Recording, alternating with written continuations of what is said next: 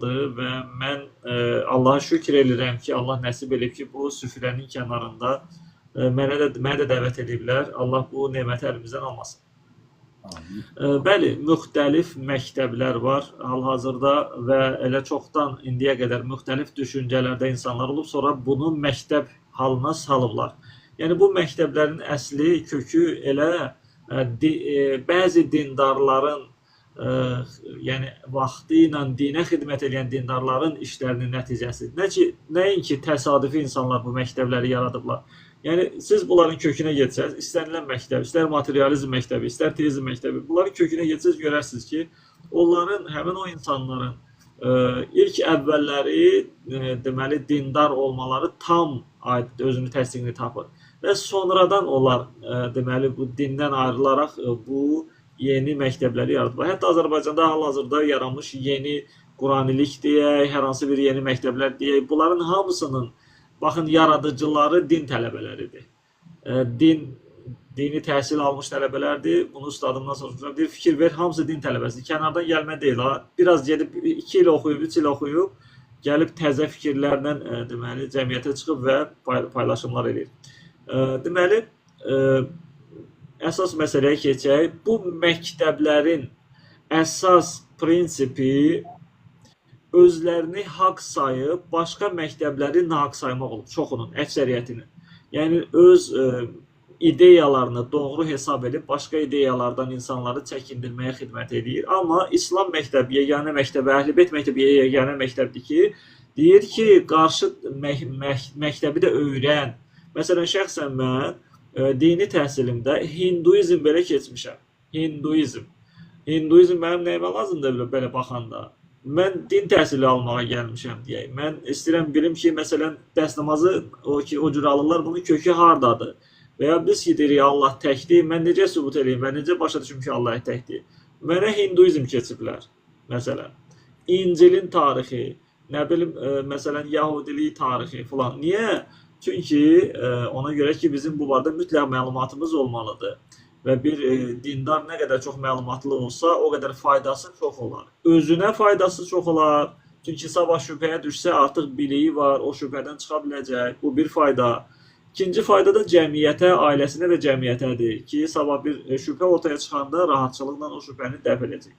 Sizin sözünüzdə böyük həqiqət var ki, bəli, biz daim müdafiə olunuruq. Və özümüz, yəni bir, məsələn, sizin özünüzün, bax, bu platformanız bunu göstərir ki, bu müdafiə xarakterli deyil, əksinə həqiqəti təbliğ eləmək xarakterlidir. Bu bir növ bir ilkdir, bir növ bir böyük təşəbbüsdür sizin tərəfinizdən və bu özü də bir məktəbdir, yeni məktəb yaratmaqdır ki, amma bu xeyirli bir məktəb yaratmaqdır ki, yəni biz daim elə Fazil kimi Elşad Miri danışacaq, Fazil ona cavab verəcək, cavab hazırlayacaq. Filan, məsələn, ateizmin bir nümayəndəsi bir şübhə atacaq ortaya, Fazil gəlib buna aid bir dənə video çəkib paylaşacaq. Bəs nə vaxt olacaq ki, bir yeni bir şey ortaya qoyaq, özümüz bir təbliğ qoyaq ortaya ki, insanlarımız istifadə edilsin. Halbuki bizim öz milli mənəvi dəyərimiz sayılır. Biz yad bir şeyi təbliğ eləmirik.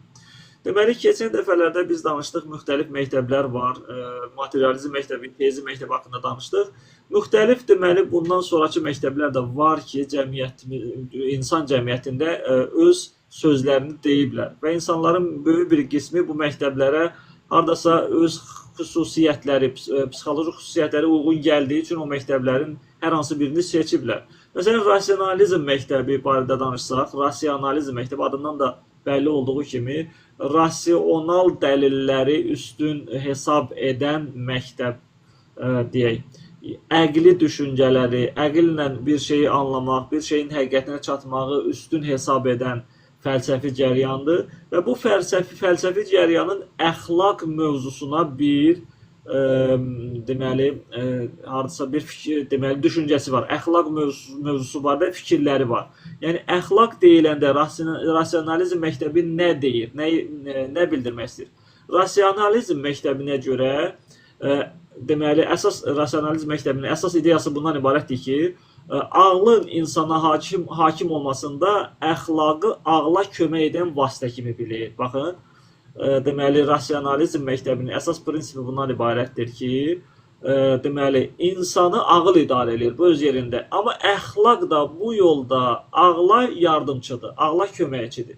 Bax, bu məktəbin əxlaqa olan münasibəti bir cümlə ilə ifadə eləsək bundan ibarət. Yəni, əxlaqi prinsipləri, əsas prinsipləri yox, ağla kömək eləyən prinsiplər hesab edir rasionalizm məktəbinin davamçıları.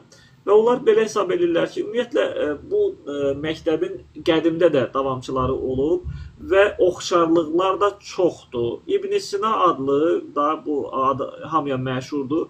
İbn Sina ki, Azərbaycanda çox təəssüflər olsun ki, İbn Sinanı ateist kimi tanıyırlar Sovetin təbliğatı olaraq. Və çox dəhşəti bundadır ki, onun heç bir kitabının bir səhifəsini oxumadan belə onu ateist hesab edirlər. Bu lap dəhşətdir. Hal-hazırda mənim əlimdə İbn Sinanın bir kitabı var, deməli, Əl-İşarat, Əl-Tənbihat, Əl-İşarat və Tənbihat. Bu söz yox ki, türk dilindədir, türk və ərəb dillərindədir. Yəni, bir səhifəsi türk, bir səhifəsi ərəb dilində, Türkiyədən gətizdirmişəm. Yəni, bir insan İbn Sinanın hər hansı bir fəlsəfi, dini kitabını açıb oxusa, hələ dini kitab deyirəm, çoxu fikirləşir ki, İbn Sina məhər dindar olub, İbn Sina ateist olub. Yəni, bunu verilişdə Space kanalında mənim üzümə deyən olub. Deyir ki, nə İbn Sina ateist olub. Deyirəm, nə? Bir deyin görüm ki, İbn Sinanın hansı kitabını oxumusunuz? Bir dənə kitabın adını çəkə bilmir. Bir deyin görüm ki, İbn Sina hansı fəlsəfi cəryanın nümayəndəsi olub? Hansı fəlsəfi cəryanın nümayəndəsi olub? Deyə bilmir. Deyirəm, əzizim, bəs deyirsən ateist olub, yaxşı. İndi mən sənə izah eləyim. Bax, indi mövzumuza uyğundur, ona görə rasionalizm məktəbindən danışırıq. İbn Sinanın idarə elədiyi və başçılıq elədiyi fəlsəfi cəryanın adı məşşailikdir. Məşşailik qeyd eləmək lazımdır. Kim istəsə qeyd eləsin. Məşşai fəlsəfi cəryanının İslamdan sonra, İslam zuhur eləyəndən sonra rəhbəri İbn Sina olub. Bizim təbib kimi tanıdığımız, həkim kimi tanıdığımız İbn Sina. Əslində İbn Sinanın İslam fəlsəfəsi, fəlsəfə, İslam barədə yazdıqları kitabları, onun tibb barədə, təbabət barədə yazdıqları kitablardan dəfələrlə çoxdur. Sadəcə Sovet dövrü bizə bu cür tanıdı və sonradan da ateizm məktəbləri də bizə gəlib bunu, yəni gözləri də oxumadan, mütaliə eləmədən bizə bu şəkildə təqdim ediblər ki, İbn Sina ateist olub. Yəni, çox üzrsən, bax, o cümləni bir təkrarlıq əzizlər bilsinlər. Deməli, mərhum İbn Sinanın əslində din barəsində, İslam barəsində yazdığı kitablar tibbdən daha çoxdur. Tibbdən daha çoxdur, bəli. Bizdə əksinə, onun belə deyək də, bizə bir növünün maddi tərəfini çatdırıblar. Bəli, bəli. Necə ki, Füzulini bizə şair kimi çatdırıblar. Halbuki Molla Məhəmməd Füzulidir, alim dərəcəsinə çatmış biri idi. Şeir yazmaq onun məşğuliyyəti idi. Şeir yazmaq Füzulinin məşğuliyyəti idi yalnız. Hələ onun bir dənə o Mətləül Etiqad əsərini bir nəfər oxusa, Füzulinin deyirəm ha, Mətləül Etiqad, etiqad, insanın inancından bəhs edən bir kitabdır. Hələ bir dənə onu oxusa başa düşərlər bəlkə ki, məsələn, Füzuli nə dərəcədə dindar biri olub və ya məsələn, türk dilində yazılmış Həqiqətü's Süəda əsəri, Füzulinin türk dilində yazılmış Həqiqətü's Süəda əsəri. Kimsə alıb oxusa, ən azından utanar da o adam ki, deyir ki, Füzuli ateist olub. Füzulini az qala ateist çıxardılar Sovet dövründə də. Halbuki həmən o Həqiqətü's Süəda əsərinin əvvəli başlayır Adəm əleyhissalamdan, bitir Kərbəla hadisəsində. Bax, bu dəhşətdir. Yəni, bir dənə kitab üzü açıb oxumurlar, bir dəfə açıb oxumurlar. Məsələn, mən indi təkamüldən bir kəlmə işlətsəm, bir canlıda, dərhal deyərlər ki, sən təkamülə aid hansı kitab oxumusan? Amma mən deyəndə ki, qardaş, siz iddia edirsiniz ki, İbn Sina ateist olub, İbn Sinanın hansı kitabını oxumusan, çəkilib qalırlar qıraqda. İbn Sinanın, məsələn, deyək, bir fəlsəfi bir deməli mövzusu olan deməli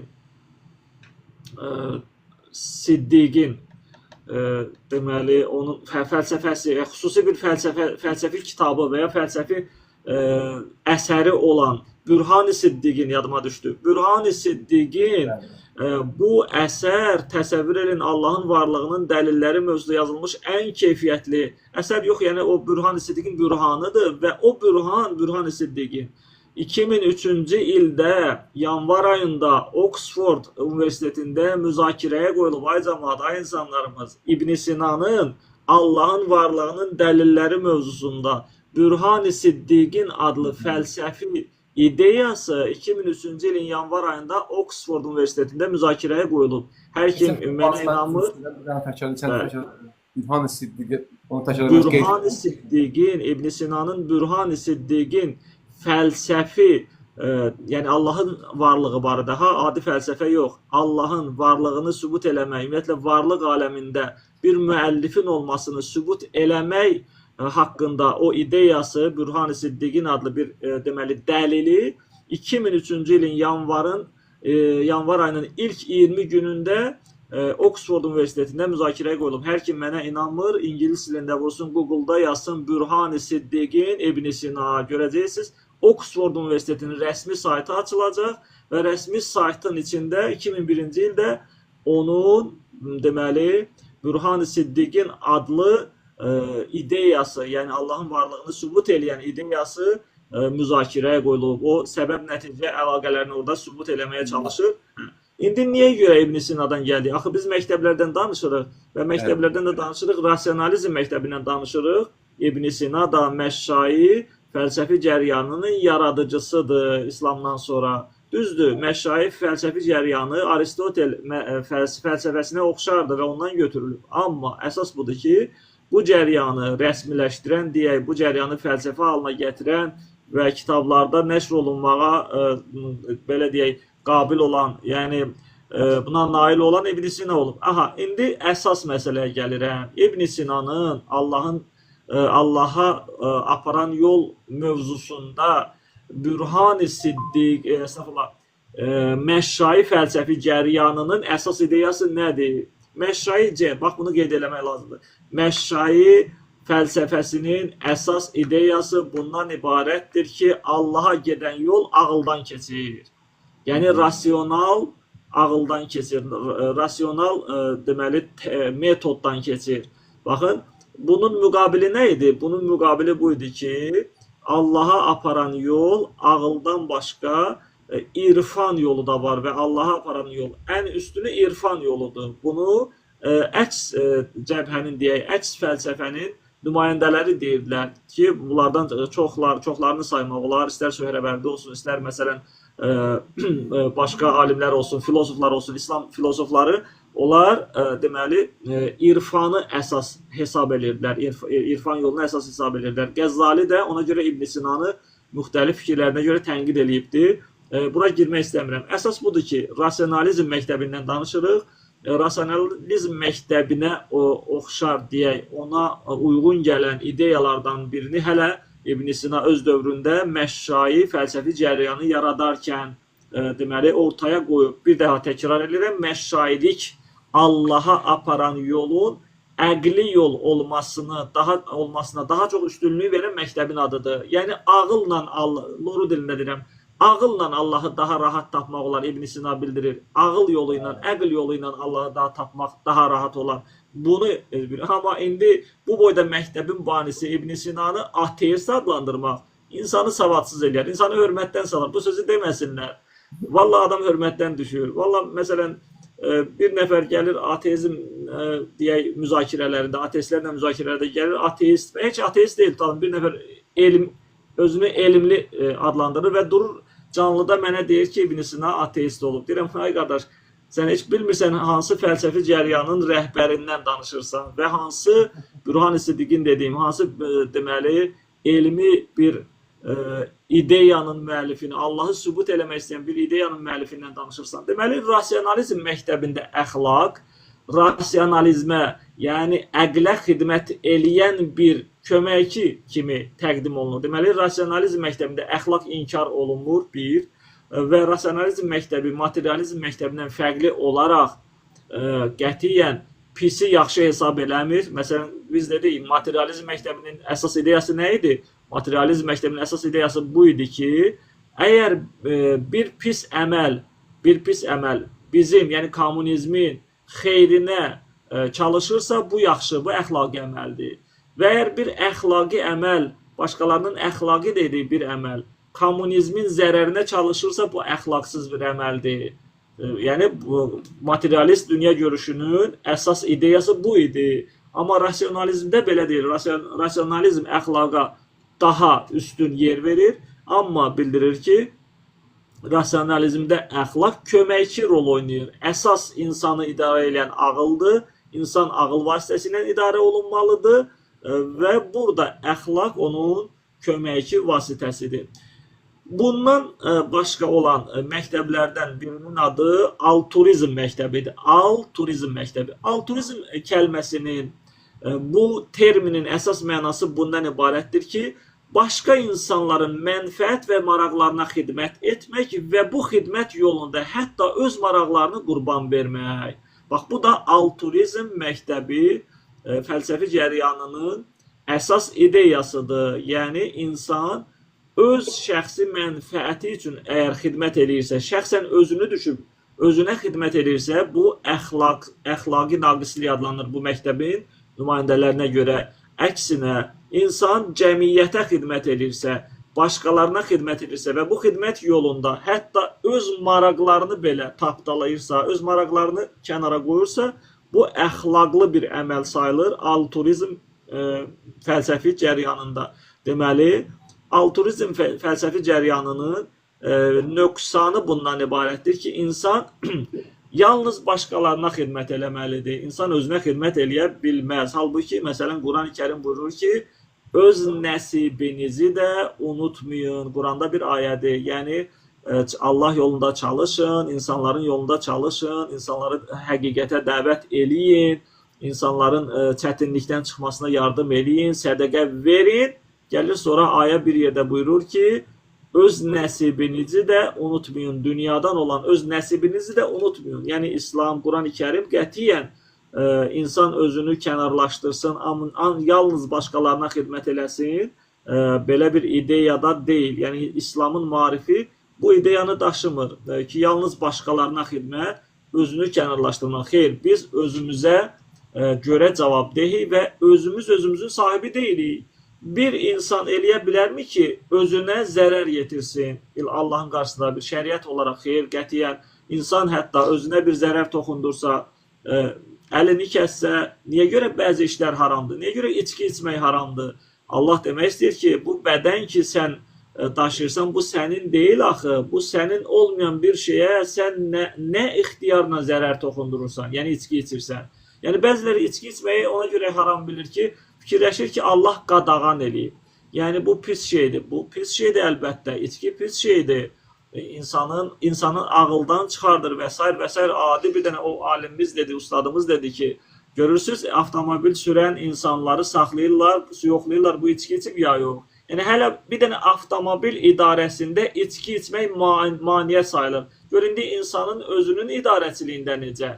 Yəni, deyirlər, içki içsəm nə olacaq? İçki içəndə nə olur ki? Əzizim, bir avtomobil idarə eləyirsən, səni saxlayırlar, yoxlayırlar, içki içmisənsə, səni cərimələyirlər. Yəni, insan içki içərək avtomobil idarə eləyə bilməz, yəni cəmiyyəti idarə eləyə bilməz, yəni cəmiyyətdə fəsada səbəb olar, başqalarını deməli, xəsarət yetirməyə səbəb olar. İslam bunu əvvəldən haram eləyibdir. İslam bunu əvvəldən haram. Bəs ona görə bilmək lazımdır ki, əgər İslam bir şeyi qadağan edirsə, həm də buna görədir ki, bu bədənin sahibi biz deyilik. Biz nə qolumuzun, nə əlimizin, nə bütün bədənimizin sahibi deyilik və bunu bizə bir əmanət olaraq veriblər. Haram olmasının bir səbəbi də Allahın verdiyi əmanətə xəyanət eləməyimizdir, zərər yetirməyimizdir. Ona görə İslamda bəzi şeylər qadağan və haramdır, bəzi yeməklər haramdır. Niyə? Çünki biz bu bədənlə ola bilərdi. O belə qəşəng söz var, hacı, deyirlər ki, 100 il yaşamamısansa günah sənin özündədir. Yəni, əslində bu sözdə böyük həqiqət var. Yəni, insan özünə zərərli olan şeyləri yeyir, çipsini yeyir, nə bilim, dönər yeyir, ancaq quru yeməklər yeyir, bəzi qazlı içkilər içir, filan. Gəlir 60 il yaşayır, məsələn. İndi bəzi xəstəliklər var öz yerində, elə xəstəliklərin də çoxu bu şeylərdən çıxır. Gəlir 60 il yaşayır, sonra da deyir, mənim nə günahım var idi ki? Mən niyə 60 il yaşadım? Mənim babam 120 il yaşayıb. Bir bax gör baban nə ilə qidalanıb. Bəyəm bizim babalarımız süfrə dolu yemək yeyirlər. Bəyəm bizim babalarımız banan görüblər bu qədər. Nə bilim tutalım bu qədər tortlar, bu qədər şirniyyatlar görüblər. Qazlı içirlər. 120 il yaşayan vardı, 150 il yaşayan olub, 130 il yaşayan olub. Bunlar bizim yediklərimiz yeməklərin yarı boy yarısını heç yeməyiblər. Gündə 2 dəfə yemək yeyiblər ya yeməyiblər. O da necə bir yemək, amma yaşayırlar. Deməli, qayıdıram məsələyə. Rasionalizm məktəbinin əxlaqa verdiyi dəyər, qiymət budur ki, əxlaq köməkçi vasitədir. Biz altruizmdən danışırıq. Deməli, altruizmdə əsas prinsip bu idi ki, cəmiyyətə xidmət eləmək, özün yox. Axı bu ilahi prinsipləri tapdalamaq deməkdir. Təkcə insan ancaq cəmiyyəti düşünər. Çünki əslində cəmiyyəti düşünmək, cəmiyyətin bütün fikirləri ilə razılaşmaq deməkdir həm də. Yəni, mən bir iş görürəm, cəmiyyət bunu qınayırsa, onda eləməyim. Mən bir pis iş görəcəm, cəmiyyət məni qınayar. Bax, bu cəmiyyəti nəzərə almaq bir çox yaxşı işlərin qarşısını alır. Məsələn, istəyirsən bir mənfi xisləti cəmiyyətdən kənarlaşdırasan. Baxırsan ki, cəmiyyət buna pis baxır da. Çətindir. Yəni, bir insan gərək peyğəmbər kimi, peyğəmbər elminə sahib olsun deyək və peyğəmbər səbrinə sahib olsun ki, balaca bir dənə xurafatı cəmiyyətdən çıxarda bilsin. Baxırsan, adam ölüb. Aparıb bastırmaq lazımdır. Bunu evdən götürəndə meyti, deyirlər, gedin aşağıdan bir dənə daş gətirin, qoyun onun, o ölünü qoyduğu yerə. Ölü harada uzanmışdı onun yerinə. Bu harada yazılıb? Hansı İslam kitabında yazılıb ki, ölü çıxdısa onun uzandığı yerə daş qoyun. Nə bilim, ölü ölən yerdən, ailədən başqa ölü olan ailəyə gedilməməlidir. Təzə bir şey çıxıb ortaya. Bir 10-15 ildir, 20 ildir. Yəni, tutalım, bizim evimizdə tutalım yas düşübsə, başqa qonşuda da yas düşübsə, mən gedib ona başsağlığı verə bilmərəm. Bu xurafat hardan çıxıbdır? Bu xurafat hardan gəlibdir? O İslamda yazılmayıb axı. Və ya məsələn, belə deyək, ölü ölübsə, onun paltarlarına, dəymə paltarlarında ruh var. Nə bilim, onun yorğan döşəndə ruh var, ruhludur. Nə ruh? Ruh hardadır? Ruhun o paltarların içində nə işi var? Ruhun o yorğan döşəyin içində nə işi var? Təmiz yorğan döşəkdir. Hamı istifadə edə bilər yorğan döşəkdən. Dünənə kimi sənin ananın paltosunun əynindən çıxardırdın, asırdın səliqə ilə, bəzən geyinirdin. İndi ölüb ananın paltosunu geyinmir ki, onun içində ruh var. Bunlar, yəni indi bax, bu hələ iki şey sayıram. Bunu cəmiyyətdən necə ayırmaq olur? Bu xurafatları cəmiyyətdən necə çıxaraq hələ? Görün, nə qədər böyük xurafatlar var ki, biz çıxarda bilmirik. Deməli, altruizm məktəbi deyir ki, yalnız cəmiyyətin fikri önəmlidir. Cəmiyyətə xidmət olunmalıdır. İnsan özünə xidmət edirsə, xəyanət edir. Bu əxlaqsızlıqdır. Altruizm məktəbinin fikri budur ki, İnsan yalnız özünə xidmət eləsə, bu əxlaqi naqislikdir. Əxlaq o vaxt sayılır ki, insan ancaq cəmiyyətə xidmət eləsin, özünə yox. İslam isə, yəni İslamın teizm məktəbi isə belə demir. Deyir ki, insan həm özünə, həm cəmiyyətə xidmət eləməlidir. İnsan özünə xidmət eləməsə, Allaha xəyanət edir. Çünki bu bədəni, bu ruhu Allah verir. İnsan özünə xidmət eləməlidir. Və eyni zamanda cəmiyyətə xidmət eləməlidir. İnsan öz sağlamlığına xidmət eləməsə, öz mənəvi saflığına xidmət eləməsə, cəmiyyətə necə xidmət edir? Xəstə insanın cəmiyyətə nə faydası ola bilər? Mənəviyyatı xəstə insanın cəmiyyətə nə faydası ola bilər? Yəni, məntiqi olaraq altruizm məktəbinin prinsipi yanlışdır.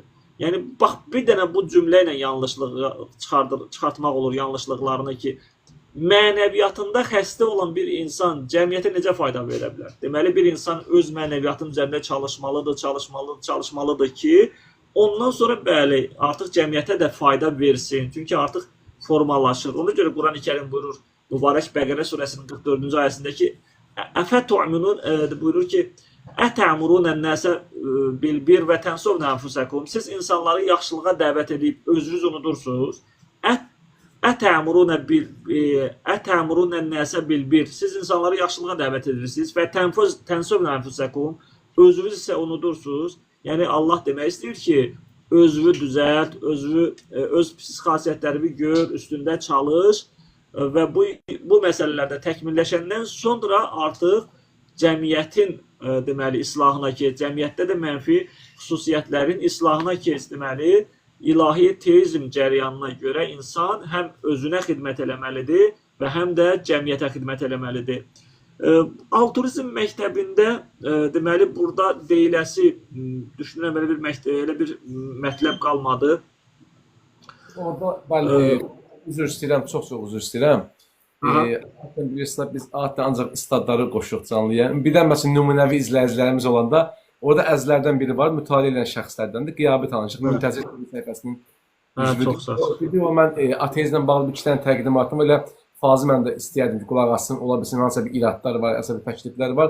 Fazıl, öncə icazə bəlkə o qardaşı bir dənə dinləyək, icazə versinizsə. Xoş olar əlbəttə, xoş olar, bəli. İzləyək, həmin o qardaşın mütaliə əhlidir, Müntəzir səhifəsində əgər münasibsə inşallah Fazıl müəllim. Xoş Salam gəldiniz. aleykum və rəhmətullah. Allah hər ikinizdən razı olsun. Əvvəla efirimizdəki hər kəsi salamlayıram. Hər ikiniz böyük Aleykum salam. şəxsiyyətlərsiniz. Mənə qoşduğunuz üçün minnətdaram. Əvvəla Ramazan ayı münasibətilə hər birinizi təbrik eləyirəm. Allah Mütəal bu ayı bizlərə ən gözəl şəkildə yararlanmağı və hər bir kəsə ən gözəl şəkildə yararlanmağı nəsib eləsin. Təşəkkür edirəm efirə qaldırdığınız üçün. Bəndəyə bu xidməti layiq gördüyünüz üçün təşəkkür edirəm. Sağ olun.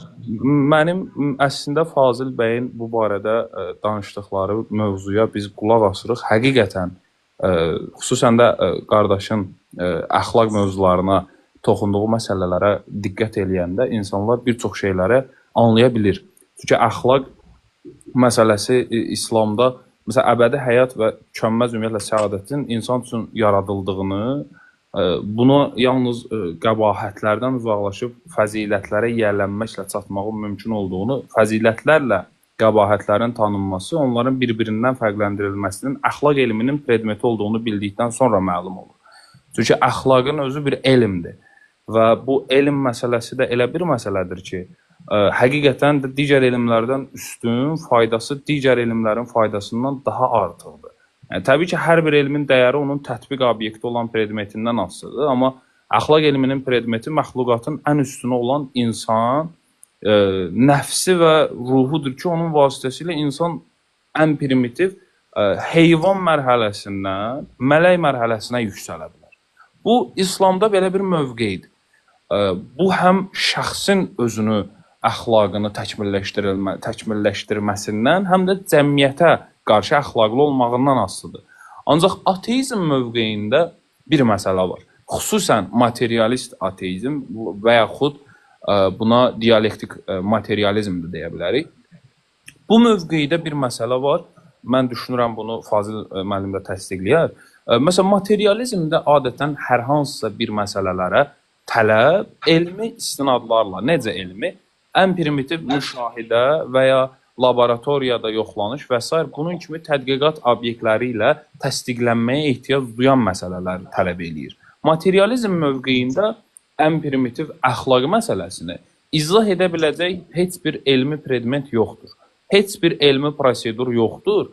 Xüsusən, məsələn, bəzi şeyləri çalışırlar izah etməyə, ən primitiv sevgi məsələsini ki, izah edirlər. Məsəl üçün, beyində oksitosin hormonları, beyində bir çox baş verən prosedurlar nəticəsində insanın insana qarşı məhəbbəti, sevgisi yaranır. Ancaq əxlaq məsələsinə toxunduqda, əxlaq məsələsi ilə bağlı heç bir beyində elmi bir proseduru müşahidə eləmək olmur. Əxlaq məsələsinə baxdıqda görürük ki, heç bir elmi tədqiqat nəyin yaxşı, nəyin pis olduğunu bizə göstərə bilmir. Heç bir elmi tədqiqat bizə nəyin əxlaqlı olduğunu və ya nəyin əxlaqsız olduğunu da göstərə bilmir. Hətta əgər bunu lap tutaq ki, günümüzün müasir elmi tədqiqatı ilə göstərə bilsək, onda biz bir çox burada irad tuta bilərik. Məsəl üçün, keçmiş dövrlərdə, elmin inkişaf etmədiyi dövrlərdə biz belə deyə bilərik ki, insanlar o zaman əxlaqsız idi deyə bilərik. Çünki elm müasir dövrdə inkişaf edib və nəyin əxlaqlı olub, nəyin əxlaqsız olduğunu elm göstərirsə, o zaman müasir elmdən əvvəlki insanlar əxlaqsız idimi? Əlbəttə ki, bu ifadəni işlədə bilmərik. Bir iradımız da budur ki, mən düşünürəm bunu Fazil bəy xüsusən təsdiqləyər, biz müsəlmanlar əxlaqın dindən gəldiyini demirik. Əxlaq hər bir kəsin fitrətində mövcud olan bir xüsusiyyətdir. Lakin din əxlaqı necə təkmilləşdirə biləcəyimizi bizə göstərir. Mən düşünürəm ki, Qur'an-ı Kərim xüsusən əxlaqı bizi əxlaq məsələsinə kamala aparan bir yoldur. Əxlaq məsələsi bizi ən ali dərəcəyə çatdıran bir yoldur deyə düşünürəm mən. Ona görə də əxlaq məsələsi biz müsəlmanlar üçün əsas meyar hesab olunur. Bu gün biz diqqət eləsək bir çox İslamda məsəl üçün əqaid məsələsinin özündə belə əxlaq əsas meyarlardan üzr istəyirəm, əxlaq əsas meyarlardan biri hesab olunur. Bu günlərim Üsul-i-dində və Firud-dində aparılan belə deyək, dərsliklərdə ustadlara diqqət eləsək görürük ki, hər biri əxlaq üzərindən başlayır məsələlərə. Niyə? Çünki əxlaq meyardır, əxlaq əsasdır. Əxlaq olmayanda bunlardan cövhər əldə eləmək olmur. Əxlaq bizə bir növ meyardır ki, biz buradan nəsə əldə eləyə bilərik. Əxlaq hər şeyə zəmindir. Mənim xüsusən elə şəklində qoyduğum Şəhid Murtaza Mütəhərrinin bu barədə teizm seminarları əsəri var. Burada toxunduğu bir məsələ var, əxlaq məsələsinə.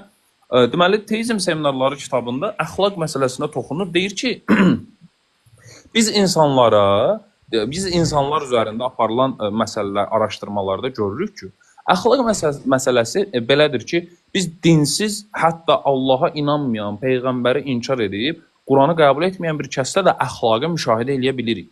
Lakin əxlaq məsələsinin düzgün təqdimatı var.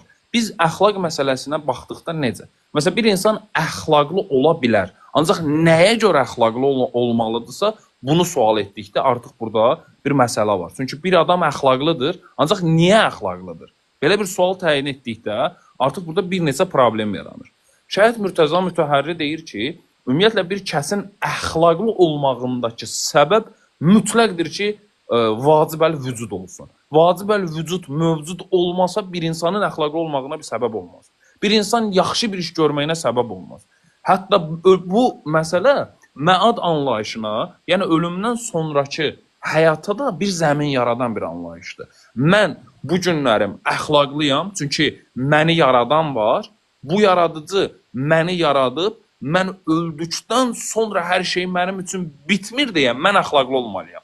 Və bu bir növ ölümdən sonraki həyata da zəmin yaradan bir məsələdir. Və hətta sonda da bildirir ki, əxlaq məsələsi elə buna görə də həm təvhid məsələsində var, həm nübüvvətdə, həm də məad məsələsində var. Və mən buna görə də əxlaq məsələsini öz şəxsi subyektiv fikrimi də bildirim və apardığım əxlaqa dair mütaliələr üzərindən deyirəm. Mənə görə əxlaq məsələsi xüsusən hər bir məsələnin tam bir növ bünövrəsidir. Əxlaqın üzərində də inşa edilən hər bir bina çox sabit bir binadır və onun aşması mən düşünərəm ki, qeyri-mümkündür. Mən təşəkkür eləyirəm. Bəndəyə bu xidməti layiq gördüyünüz üçün hər birinizdən. Biz sizi dinləyirik, xüsusən Fazil bəy, xüsusən Nasir qardaş, hər birinizdən Allah hər ikinizdən razı olsun. Mən təşəkkür edirəm mənə bunu layiq gördüyünüz üçün. Minnətdarım. Baxın əziz qardaş, var olasın. Biz təşəkkür edirik həqiqətən. Mən təşəkkür edirəm. Həqiqətən dinlədim hər bir sözünü və doğrudan təqdirə layiqdir. Başqa deməli platformalardakı xidmətləri də böyükdür. Allah bu böyük xidmətləri ustaddan qəbul eləsin. İnşallah bu ay xatirinə Allah bütün dualarını qəbul eləsin ustadım. Minnətdaram biz də sizə. Allah razı olsun. Təşəkkür edirəm. Sağ olun. Dəyərli vaxtı bizə ayırdın. Mən də xüsusi qeydlər apardım. Fazıl müəllim, maraqlı bir şey. Orada Müntəzir səhifəsi qardaşımın Fazıl müəllim bir də maraqlı bir şey qeyd elədi. Adətən belə mövzulara çalışıram, çox daxil olmayam. Çünki izləyici platforması var da, biz adətən ənənəvi izləyicilər var, belə çətin olur bəzi terminlər. Vacibəl vücud barəsində Fazıl müəllim, siz bir-iki dənə giriş edin inşallah.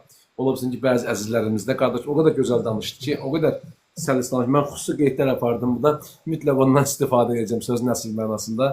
Gözəl qeydlər apardım. Burada mümkün olsa o nədir mövzumuzu tamamlayaq sonra ona keçək. Çünki qarışıq olmasın. Deməli bu altruizm ki barədə danışdıq.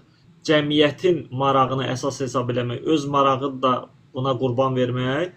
Bundan sonra gələn cəryanın adı konsiyensizm cəryanıdır. Daha doğrusu məktəbidir. Konsiyensizm məktəbi filosofları ağlı yox, vicdanı əsas hesab edirlər. Onlar üçün ağıl yox, vicdan mühüm sayılır. Elə adından da məlum olduğu kimi consciousness ingilislər deyir. Yəni əsasən vicdanı meyar hesab eləyirlər. Ağlı meyar hesab eləmirlər. Onlara görə bir şeyin əxlaqlı olması vicdanın göstərişidir. Vicdanın deməli e, baxışıdır. Bu ağlın baxışı deyil. Hətta bəzi işlər ki, biz onu ağıl vasitəsilə görürük, o işlərdə faydanın əldə olunması və zərər vicdanın baxışı hesabına əldə olunur. Amma eyni zamanda onlar təsdiq edirlər ki, vicdanın da hər şeyə gücü çatmır. Yəni onların bu etirafları da var ki, biz ki deyirik ki, bir şeyin pis olması və ya yaxşı olması, bir şeyin əxlaqlı və ya əxlaqi olmaması vicdan vasitəsilə müəyyən olunur. Amma eyni zamanda elə mövzular var ki, vicdanın da ona gücü çatmır və vicdanın da səhv elədiyi yerlər var. Vicdanın səhv elədiyi yerlər nədir? Bax, burasını izah edeyim. Bu, ümumiyyətlə, nəticə elə bu konsensizm məktəbinə aiddir. Ümumilikdə, baxın, bəzən, niyə görə İslamda qadınlar hakim təyin olunmurlar? Bu, qadına hörmətsizlik deyil, əksinə, qadın bir qədər emosional varlıq olduğu üçün, məsələn, tam ki, bir qadındır, məhkəmədə hakimdir və bu cinayət törətmiş, qatı cinayət törətmiş, məsələn, uşaqları öldürmüş, uşaqlara güllə atmış, bir cinayətkarın anası gəlir məhkəmədə deyir ki, mənim bu balamın 2 dənə evdə, 3 dənə evdə uşağı var, bəs indi onlar nə edəcək filan. Bu istər-istəməz hakim olan qadının emosiyalarına təsir edir və onun çıxaracağı qərarda o emosiya ona mane ola bilər deyə İslam deyir ki, hakim təyin edərkən gərək kişilərdən təyin olunsun. Bu yenə də qadına hörmətsizlik deyil, qadının emosiyalarına olan hörmətdir ki, birdən emosiyalarına qapılıb lazımi cəzanı tətbiq eləməz. Bax, ona görə də vicdanın səhv elədiyi yerlər deyiləndə bu nəzərdə tutulur. Bəzən vicdan gəlir bir qatı cinayətkarın ağlamağını və ya onun acımağını, onun övladının onun üçün, öz atası üçün ağlamağını və ya onun anasının, bir cinayətkarın anasının bu övladı üçün aman diləməsini eşidib, onu haqq eləyən cəzanı zəiflətməyə aparıb çıxarda bilər deyə bəzən deyirlər ki, vicdan əslində səhv eləyə bilir. Bu əslində dərinə gedəndə vicdanın səhvi yox, gəlinən qərarın səhvidir. Vicdan yenə səhv eləmir. Vicdan düz edir ki, bir uşağın ağlamağına ağlayır. Vicdan yenə düz edir ki, bir ananın öz övladına məhəbbətinə acıyır. Amma bu vicdanın bir sərhəddi var. Bu sərhəd gərək imkan verilməsin ki, qərar qəbulunda gəlib maneçilik törədə. Bəli, vicdan varsa o acımalıdır bu hala. Amma eyni zamanda həmən cinayətkarın öldürdüyü 5 dənə uşaq, onun valideynlərinin acısı, bunları da düşünəndə qərar qəbuluna gərək maneçilik törətməsin. Bax, bu danışdığımız mövzular, əzizlərimiz, ənənəvi mövzular deyil. Ənənəvi mövzular ki, həmişə danışılır. Bir qədər bayaq Hacının da dediyi kimi, Hacı Amilin də dediyi kimi, məsələn, hamıdan eşidirik. Amma bu mövzular ki, danışırıq, bunlar biraz qeyri-ənənəvi mövzular. İnsan psixologiyasına aid olan mövzulardır ki, gələcəkdə də bunlara yer verəcəyik. Deməli, sonuncu cəryan ki, adı oldu ki, sonuncu məktəb, konsiyensizm məktəbində onlar hesab edirlər ki, vicdan öndədir, ağıl öndə deyil. Ağlın qərarlarında vicdan mütləq rol oynamalıdır və ümumiyyətlə insanın pisi və yaxşını dəyərləndirilməsi ağlın işi yox, vicdanın işidir. Konsiyensizm məktəbinin filosoflarının əsas ideyası bundan ibarətdir. Bu məktəblər barədə çox danışmalı olar. Mən elə keçid alıram o bayaq əziz ustadımızın qoyduğu mövzuya, yəni deməli vacibül vücud mövzusuna qısaca danışacaq. Çünki əqidə mövzusuna aid olan bəhslərdə və kəlam bəhsləri əgər açılsa, bu mövzuya geniş toxunacaq. Mənim də biraz vaxtımın azlığı, darlığına səbəb olduğu üçün biraz elə xahiş edəcəm ki, qısa danışmağıma icazə verəsiniz bu məsələdə. Ümumiyyətlə, fəlsəfədə Allahın sübutu yox, varlığın sübutundan söhbət gedir. Yəni, fəlsəfə, filosof gəlib Allahın varlığını sübut eləmir ilkin olaraq. Yəni, bir varlığın, bir müəllifin olmasını sübut eləməyə çalışır. Varlıq aləmindən danışır. Var və yox. Varsa niyə var? Hansı məntiqi əsaslara görə var? Bunu sübut eləməyə çalışır.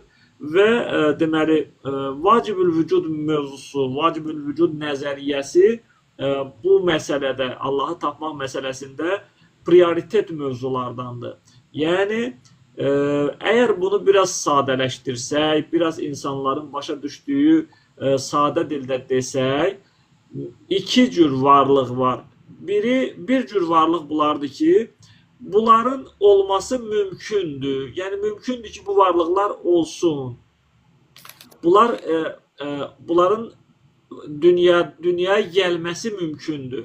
Amma bəzi varlıqlar var ki, bəzi varlıqlar deyəndə bir növ varlıq var ki, onun var olması vacibdir.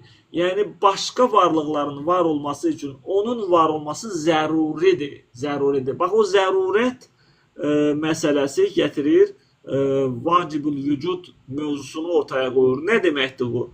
Bizim ustadlarımız bunu sadə dildə belə izah edirlər. Deyirlər ki, 4 nəfər qaçır. Bu 4 nəfər dayanıb cross qaçışında qaçır. Bu 4 nəfərin qaçmasının qanunu bundan ibarətdir. Birinci qaçışçı deyir ki, mənim qaçmağım ikinciyə bağlıdır. İkinci qaçsa mən qaçacağam. İkinci qaçışçı deyir ki, mənim qaçmağım üçüncüyə bağlıdır. Üçüncü qaçsa mən qaçacağam. Üçüncü qaçışçı da deyir ki, mənim qaçmağım dördüncüyə bağlıdır. Dördüncü qaçsa mən qaçacağam. Dördüncü də deyir ki, birinci qaçsa mən qaçacağam. Diqqət elədiniz. Birinci deyir ikinciyə bağlayam. İkinci deyir üçüncüyə bağlayam. Üçüncü deyir dördüncüyə bağlayam. Dördüncü də deyir mən birinciyə bağlayam. Sual. 68 nəfər bizi izləyir. Sual. Bu qanunla bu 4 nəfərin hansı qaçacaq? Aha. Heç biri qaçmayacaq. Çünki birinci ikinciyə bağlıdır. İkinci üçüncüyə, üçüncü dördüncüyə, dördüncü də birinciyə bağlıdır. Bu qanundan olsa qaçış baş verməyəcək. İndi gəlirik bunu həyata tətbiq edirik. Biz görürük ki, bir varlığın yaranması üçün başqa bir varlığa ehtiyac var. Onun da yaranması üçün başqa bir varlığa ehtiyac var. Onun da yaranması üçün başqa bir varlığa. Bu gedir, çıxır, lap birinci yaranmış varlığa. Aha, diqqət edin. O birinci yaranmış varlığa, onun yaranması üçün, əgər onun yaranması özündən qabaqçılardan asılıdırsa, özündən qabaqdaşlar hələ yoxdur həyatda. Başa düşürük. Deməli, birinci yaranmış olan varlığın yaranması əgər özündən asılıdırsa, özü hələ yoxdur, özünü yarada bilməz. Özündən sonraçılardan asılıdırsa, özündən sonraçı da hələ meydana gəlməyib. Özündən sonraçı da onu yarada bilməz. Yəni, buna deyirlər təsəlsül qanunu, təsəlsül. Əgər biz dalbadal getsək ki, birinci ikincini yaratdı, ikinci üçüncünü yaratdı, üçüncü dördüncünü yaratdı və ya axırıncıdan əvvələ getsək, bu dairə halını alacaq. Bu, bitməyən bir zəncir halını alacaq ki, bu da insan ağlına sığmır. Amma, gəl, indi təzdən qaydıram o 4 barmaq məsələsinə. Bu 4 barmaq, daha da doğrusu barmaqla bunu göstərir. 4 qaçan insan arasında hansının qaçması, nə baş verə bilər ki, onlardan biri qaçsın? Bu yalnız başqa bir qanuna ehtiyac duyur. Yəni nə? Kənardan bir hakim tətikləməlidir ki, birinci qaçsın. Baxın, diqqət edin, biraz çətin dillə danışıram, amma biraz sadələşdirin. Bayaq dedik ki, 4 nəfər qaçmaq istəyir. Bu 4'ü də bir-birinə bağlıdır qaçmaq. Belə halı olsa bunlar qaçmayacaq. Amma kənardan bir deməli, ya bir fit səsi, ya bir tapança səsindən sonra birinci qaçacaqsa və belə bir qanunda var ki, birinci qaçışçı həm də kənardan işarənin nəticəsində qaçsa, aha, aydındır ki, birinci qaçsa, dördüncü də qaçacaq, dördüncü qaçsa, bir-birinə bağlı olduğu üçün o qaçış baş verəcək. Baxın, indi nə demək istəyirik bununla? Bunu ilə nə demək istəyirik? Deyirik ki, baxın, o kənardan bunlara tətikləyən, kənardan bunlara start verən bir varlıq mütləq olmalıdır. Bunların özündən olmayan bir varlıq. Başqa alimlər bunu daha yaxşı izah edirlər. Necə? Deyirlər ki, diqqət edin sözümə, domino daşlarını düzmüsünüz. Görmüsünüz də dominonun birinci daşına əl vuranda dəyir o birisinə və bu daşlar bir anda, yəni bir dəqiqənin içində bu daşlar hamısı yerə sərilir. İndi diqqət edin.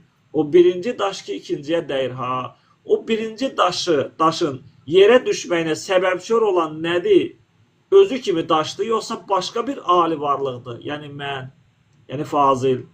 Mən əgər o birinci daşa əl vurmasam, o düşməz axı. Mən əl vururam, o düşür ikinciyə, üçüncü və hamısı bundan davam eləyir. Deməli, bu daşların hərəkətə gəlməsində birinci rol oynayan birinci daşdır, amma həmən o birinci daşın hərəkətə gəlməsində rol oynayan isə o daşlardan sayılmayan daha bir ali varlıqdır ki, onun olması zəruridir. Onun olması zəruridir ki, birinci daş dəysin və qalan daşlar dağılsın. Bax, bu zərurət məsələsinə deyirlər vacibül vücud. Onun vücudu vacibdir, zəruridir ki, o olsun. Deməli, varlıq aləmində bütün yaranış ki, bir-birindən yaranıblar, biri-birinin səbəbi və nəticəsidir. Lap birinci varlıq ki, yaranıb, onun yaranması üçün mütləq və mütləq özü kimi yaranmağa ehtiyacı olmayan bir varlığın ona həyat bəxş eləməsi nəticəsində ola bilər. Yəni, özü kimi olmayan. Özü kimi, yəni nə? Dedik bayaqları, iki növ varlıq var. Biri mümkün varlıq, biri isə vacib, zəruri varlıq. Mümkün varlıq heç vaxt başlanğıc ola bilməz. Əgər başlanğıc desək ki, mümkün varlıqdır, onda başlanğıc deyil. O elə mümkünün özüdür.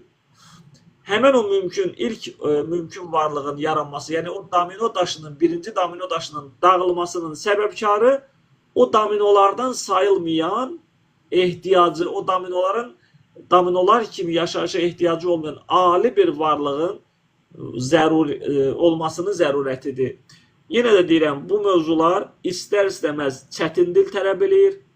Bu mövzuları başa düşmək də istər-istəməz daha dərin bilik tələb eləyir, daha diqqət tələb eləyir. Bu belə əxlaqi mövzu deyil ki, mən gəlim təkəbbürün xüsusiyyətlərini açım, siz də deyirsiniz, əla, qəşəng, nə qəşəng danışdı, təkəbbürə aid nə qəşəng misallar dedi. Bu kəlam elminin mövzularıdır. Mümkün qədər adam istəyir ki, bunu yumuşaldıb desin, anlaşıllı dildə desin, amma yenə də yəni o kifayət qədər hamı üçün eyni cür anlaşıqlı olmur. Amma əsas bu idi ki, izah eləmək istədiyimiz bu idi ki, vacibül vücudda əsas məsələ budur ki, bir varlığın var olması zəruridir başqa mümkün varlıqların yaranmasına. O olmasaydı indi həyat olmazdı. Baxın, necə ki, o tətiyi çalan və ya fit çalan hakim olmasaydı, qaçış baş verməyəcəkdi. Qaçış baş veribsə, deməli o tətiyi çalan var. Həyatda da əgər yaşayış varsa, artıq ağac varsa, günəş varsa, yaşayış varsa, deməli 100% bir varlıq var ki, buna start veribdir. Necə ki, həmən o qaçışçılara bir varlıq start verdi. Baxın, bu vacibül vücud mövzusunun biraz asanlaşdırılmış dildə, biraz sadələşdirilmiş dildə izahıdır. İnşallah gələcəkdə kəlami mövzularla hansı əlaqə var, bu zaman və məkan əlaqələri, bunlar geniş mövzulardır. Bir dənə vacibül vücud terminini bir cümlə ilə izah eləmək, bu dediklərim olmadan tam anlaşılmır. Zaman, məkan məsələsi var ortada, əlaqə məsələsi var, səbəb-nəticə məsələsi var. Bunlar hamısı izah olunmalıdır ki, vacibül vücud məsələsi tamamilə insanlara çatsın. Ona görə bugün biz başqa mövzularda danışırdıq deyə və ustad da təklif elədi bu mövzunu deyə, qısa anlayış yaratsın deyə bugün deməli izah verdik. Allah sizdən razı olsun. Təşəkkür edirəm Fazıl müəllim, minnətdaram sizə, həm sizə minnətdaram. Sonradan qoşulan bizim dəyərli qardaşımız Müntəzir TV səhifəsinin rəhbərindən minnətdaram ki, bir rəng qatdı, bir növ dərsə bir rəng qatdı. Siz demək, elə mövzuda ki, bəzən bu da o terminlərin izahına ehtiyac var. Ona görə dedim ki, Fazıl müəllim vacibül vücud məsələsini bir dənə izah verədir.